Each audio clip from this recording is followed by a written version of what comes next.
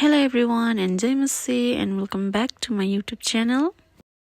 आज चाहिँ नेपालको 2083 इयर्समा हामी इन्ट्री भएको छौं र आजको दिन चाहिँ हामी प्रेस्बिटेरियन बेथेल मण्डलीका जनहरू चाहिँ डाडाको प्रार्थनाको निम्ति गइरहेको छौं.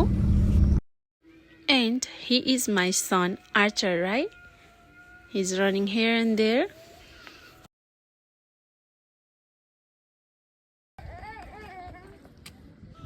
अनि आर्चर चाहिँ घुम्न डुल्न भनेपछि एकदमै धेरै इन्ट्रेस्टेड छ.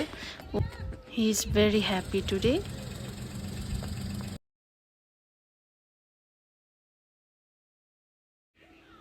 अनि हामी चाहिँ यतिका जनहरू चाहिँ भेला भएर बाँकी आउने जनहरूलाई चाहिँ पर्खिरहेका छौं.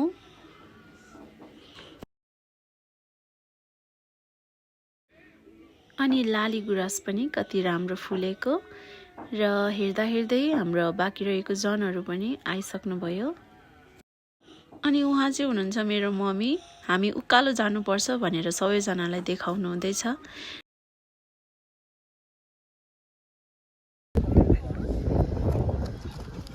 अनि अब चाहिँ हामी उकालो लाग्यौं सबैजना मण्डली परिवार मिलेर.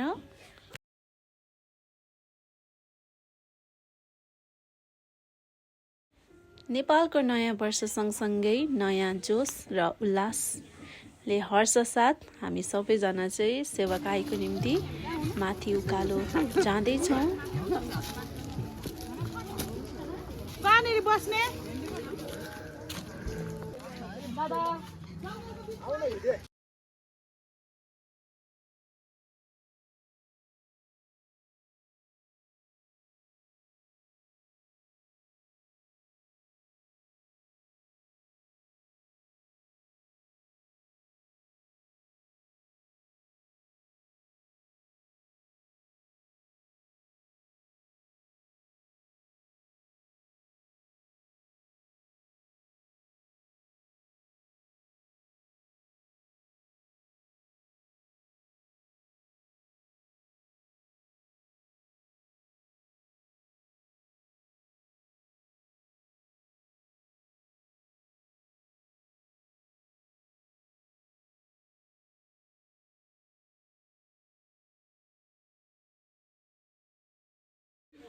हामी चाहिँ अब धेरै उकालो आइसकेको थियौं र यहाँ बस्नलाई हामीलाई सुइटेबल भएको कारणले गर्दा हामीले चाहिँ यही लोकेसन सेलेक्ट गर्यौं.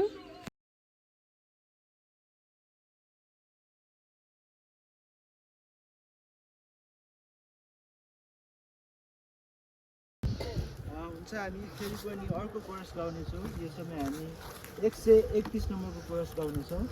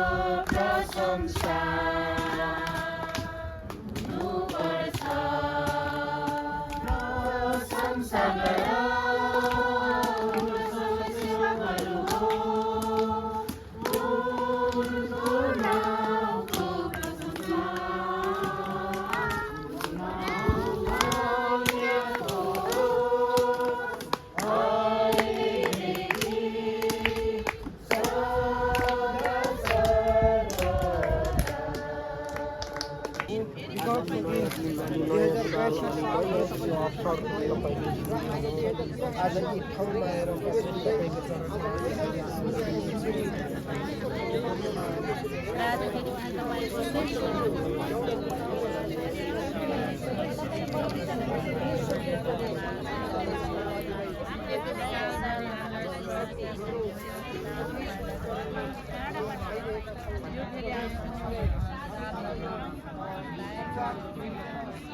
सबै कुरामा तपाईले हामीलाई सहायता आश दिनुहुन्छ निम्ति प्रार्थना गर्न सक्छौँ. येशू ख्रीष्टको उच्च अनि पवित्र नाममा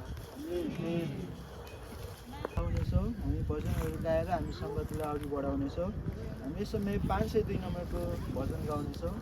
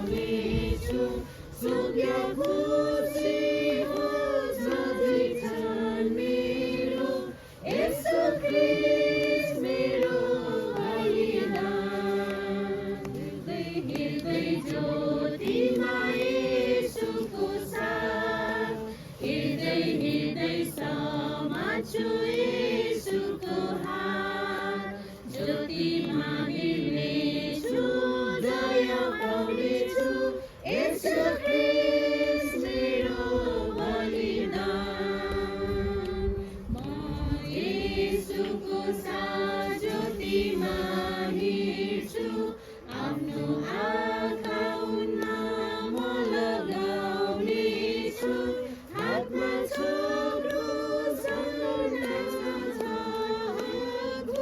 येशू ख्रीष्ट मेरो बलिदान 526 नम्बरको भजन गाउनेछु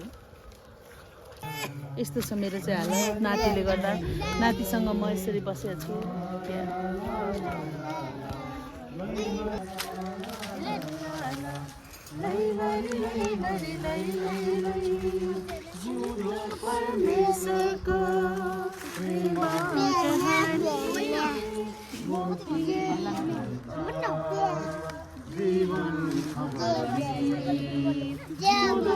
परमेश्वरको प्रेम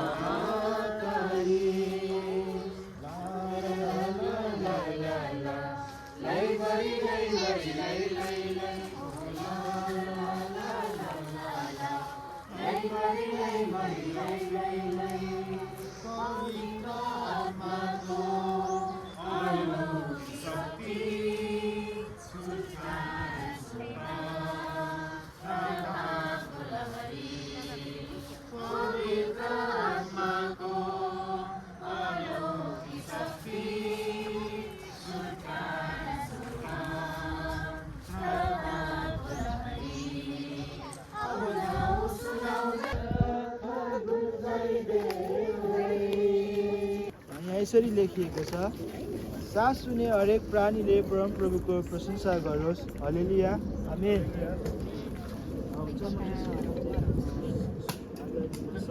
सबैजना एकछिनको लागि उठेर हामी परमेश्वरलाई धन्यवाद दिन्छौँ र हामीलाई वचन सारा पृथ्वीमा भएका यावत सबै परमप्रभुको हुन् भनेर उहाँको वचन हामीलाई देखाउँदछ त्यसकारण हामी आज उहाँको सृष्टि यस एउटा स्थानमा यो एउटा आनन्दमय स्थानमा हामी आएर परमेश्वरलाई हामी धन्यवाद दिन चाहेका छौँ त्यसकारण हामी उहाँलाई धन्यवाद भन्नेछौँ उहाँको प्रशंसा गर्नेछौँ हामी उहाँको महिमा आराधना गर्नेछौँ हामी यो समय हामी यस्तो एउटा भजन हामी सारा सृष्टिको मालिक तपाईँलाई भन्ने हामी एउटा अन्तरा गाउँदै उहाँको नाउँलाई हामी धन्यवाद प्रशंसा अनि उहाँलाई उचाल्नेछौँ आउनुहोस् हामी सारा सृष्टिको मालिक तपाईँलाई भन्ने भजन हामी गाउनेछौँ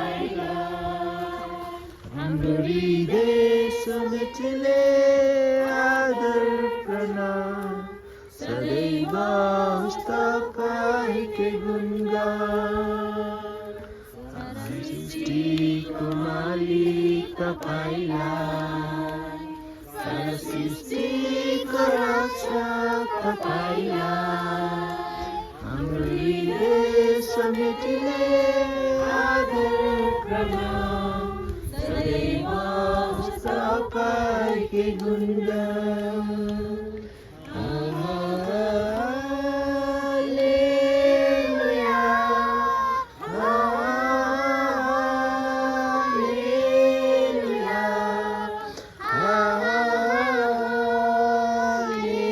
हालेलुया आमेन सारा सृष्टिको मालिक सबै आवाज बोकेर बनाऊ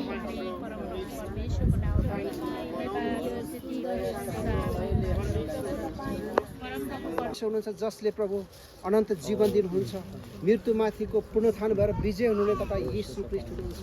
प्रभु हामी धन्यवाद चढाउँछौँ तपाईँ परमेश्वरलाई, हाम्रो सारा हृदय सारा प्राण हामी चाल्दछौँ। धन्यवाद छ पिता, स्वर्ग र पृथ्वीको मालिक, अब्राहम, इसाक अनि याकुबका परमेश्वर, तपाईँलाई हामी धन्यवाद दिन्छौँ र बाँकी जीवन समय तपाईँको हातमा समर्पण गर्दै धन्यवाद, प्रशंसा, महिमा चढाउँछौँ मुक्तिदाता येशू ख्रीष्टको नाममा, आमेन। वचनको समयमा आएका छौँ। हामी यो समय हामी एकदमै ध्यानपूर्वक हामी वचन सुन्नेछौँ र म वचनको समय चाहिँ आदरणीय बेथेल मण्डलीका एल्डर नकुल अङ्कललाई दिनेछु। यो समय उहाँले लिनुहुनेछ।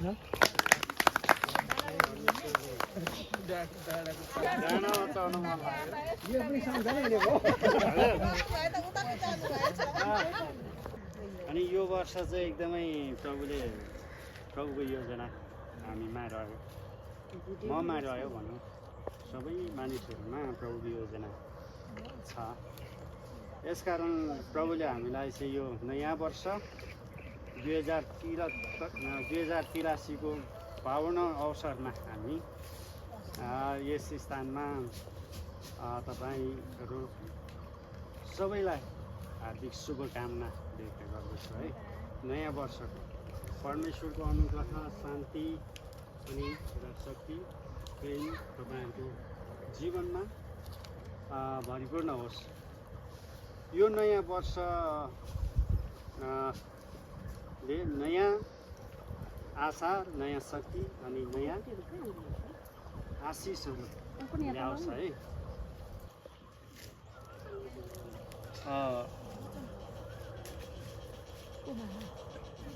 जसरी नयाँ सुरुवातको अवसर हामीले विगत वर्षहरूमा जे भोग्यौँ, दुःख होस् या सुख, परमेश्वरले हामीलाई त्यसैबाट सिकाउनु भयो है। हामी यिर्मिया अगमवक्ता को हुन् भन्दाखेरि चाहिँ 40 वर्षपछि उसले अगमबानी गरेको ईसा पूर्व 626 देखि 586 को बिचमा उनले अगमबानी गरेका थिए र साँच्चै नै उसले अगमबानी गरे अनुसार चाहिँ असुरीहरूले चाहिँ इजरायल राष्ट्रलाई अर्थात् यरुशलेमलाई चाहिँ 722 ईसा पूर्वमा निर्वासित गरेर लिएर गयो। त्यसपछि बेबुलोनले यरुशलेम सहर आक्रमण गर्यो 586 मा है, ईसा पूर्वमा। त्यस बेला बेबुलोनले मन्दिर नष्ट गरी सबैलाई निर्वासनमा लग्यो। भनिसकेपछि यो भन्नु खोजेको के त भन्दाखेरि चाहिँ त्यहाँ आक्रमण भएको छ होइन। आक्रमण भइसकेपछि इजरायलहरू कहाँ छन् भन्दा दासत्वमा गइसक्यो। अब दासत्वमा कहाँ छन् भन्दाखेरि बेबिलोनको राजा नबुकदनेस्सरले चाहिँ ती इजरायलीहरूलाई चाहिँ निर्वासनमा लिएर गयो। गइसकेपछि अब ती मानिसहरूको बारेमा चाहिँ यहाँ भविष्यवाणी कसले बोलेको भन्दाखेरि चाहिँ यिर्मिया अगमवक्ताले बोलेको कि यो योजना तिमीहरूको निम्ति हो, भलाइको निम्ति हो, खराबको लागि होइन। तिमीहरूको आशा दिनलाई भरोसा गर, तिमीहरूको उन्नतिको निम्ति हो भनेर यिर्मियाले यसरी परमेश्वरको वचन बोल्दैछ। यसै सन्दर्भमा हामीले बुझ्दै गर्दाखेरि यो पदले के बोल्नु भन्दाखेरि चाहिँ विशेष गरेर परमेश्वरको योजना जसरी इजरायलीहरू निर्वासन भएर नबुकदनेस्सर राजाको समयमा 70 वर्षसम्म बसेका थिए होइन। अनि परमेश्वरले गर्नुभएको प्रतिज्ञा अनुसार उनीहरू रहे र साँच्चै नै परमेश्वरले गर्नुभएको प्रतिज्ञा अनुसार चाहिँ उनीहरू फर्केर आएका छन्। नभन्दै 70 वर्ष पुरा भइसकेपछि फारसको राजा कोरेसले चाहिँ इजरायलीहरूलाई निर्वासनबाट फर्काएर चाहिँ लिएर आएको छ र फेरि पनि त्यो यरुशलेम बर्बाद भएको मन्दिरलाई चाहिँ उनीहरूले निर्माण गरेका छन्। त यो सन्दर्भले हामी के बुझ्छौँ भन्दाखेरि जसरी इजरायलीहरू नबुकदनेस्सर राजाले निर्वासन गरेर लगेर गएको थियो, दास बनेर गएको थियो, तर त्यहाँनिर वचन यिर्मिया अगमवक्ताद्वारा कसरी आयो भन्दाखेरि चाहिँ तिमीहरू निराश नहो, तिमीको जीवनको लागि मैले असल गरेको छु, खराबको लागि होइन भलाइको लागि नै हो, तिमीहरू निराशा नहो भनेर यहाँ वचनबाट चाहिँ प्रोत्साहन दिँदैछ।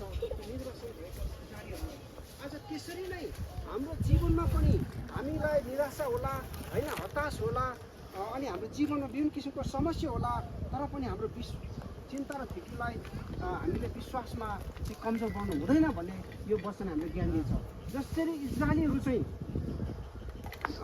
बेगुलियनमा दास बनेर बस्यो। उनीहरू निराशा थिए होइन, किनकि अब फर्केर जाने सम्भव थिएन, किनकि दास बनेर लगिसकेका थिए निर्वाचन गरेर युद्ध गरेर। त्यसरी त्यहाँ निराशा थिए। तर पनि यो वचन एर्मियाको वचन त्यहाँ आयो। नभन्दै पछि एर्मियाले बोलेको वचन पुरा भयो। उनीहरू नभन्दै फर्केर आएर आफ्नो राष्ट्र फेरि पनि निर्माण गरे। भित्र चाहिँ त्यो बिचको भागमा चाहिँ हामीले केही गरेर हामीले देखाउनु पर्छ। हामी मानिस हौँ, परमप्रभुको उद्देश्यमा छौँ। यसकारण हामीले हाम्रो मनलाई बलियो बनाउनु पर्छ, साहसिलो हुनुपर्छ, बलवान हुनुपर्छ। परमप्रभुले हाम्रो जीवनमा नयाँ मोड ल्याइदिनुहुन्छ। परमप्रभुले आशीर्वाद दिनुभएको छ। आउनुहोस् हामी प्रार्थना गरौँ। हामी प्रार्थना गर्दै सँगै यो सेवालाई पनि हामी अन्त गर्दैछौँ। हामी प्रार्थना गरौँ। सनातनको पवित्र महान परमप्रभु परमेश्वर पिता, धन्यवाद भन्छौँ तपाईँको हामी प्रतिको महानताको लागि, हामी प्रतिको कृपाको लागि, हामी प्रतिको तपाईँको उद्देश्यको लागि, योजनाको लागि धन्यवाद भन्छौँ स्वर्गीय पिता। प्रभु हामी यो डाँडामा उक्लिएर प्रभु हामी बिन्ती पुकारा हामी प्रार्थनामा एउटा गन्तव्यमा छौँ। हामी प्रभु यो डाँडामा प्रभु हाम्रो जीवन यसरी नै एकदमै स्वच्छ, एकदमै हराभरा हाम्रो जीवनको मोड नै प्रभु तपाईँले बदलिदिनुहोस्। हाम्रो जीवनको दिशालाई नै प्रभु तपाईँले बदलिदिनुहोस्। प्रभु आशिषमय बनाउनुहोस्। प्रभु परमेश्वर पिता, हामीलाई नयाँ मोडमा, नयाँ उत्साहमा, नयाँ उमङ्गमा, नयाँ जोश